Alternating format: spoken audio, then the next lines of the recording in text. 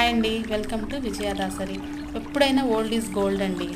ఇత్తడి సామానైనా, రాగి సామానైనా, చింతపండు కొంచెం ఉడకబెట్టుకొని దాని గుజ్జుతో కొంచెం స్ప్రెడ్ చేసి ఒక్క నిమిషం పక్కనుంచుకొని పూడితో కానీ పీచుతో కానీ రుద్దితే చక్కగా తెల్లగా తళతళ మెరుస్తాయండి. సిల్వర్ ఐటమ్స్ మాత్రం చింతపండుతో పోవు కాబట్టి నేను ఆ పౌడర్ వేసి రుద్దానండి. అయినా వెనకటి రోజుల్లో ఏమేసి రుద్దేవాళ్ళండి, కొంచెం బూడిద, కొంచెం చింతపండు. అలా రుద్దితే నెల రోజులైనా కలర్ చేంజ్ అవ్వకుండా ఉంటాయండి.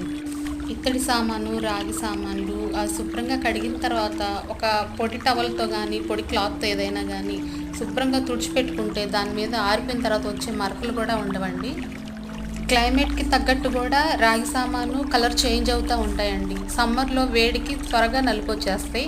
అలాగే చలికాలం చాలా రోజులైనా చేంజ్ అవ్వకుండా బాగుంటాయి. ఈ టిప్స్ మీకు యూస్ఫుల్గా ఉంటాయి అనుకుంటున్నాను. Please subscribe my channel.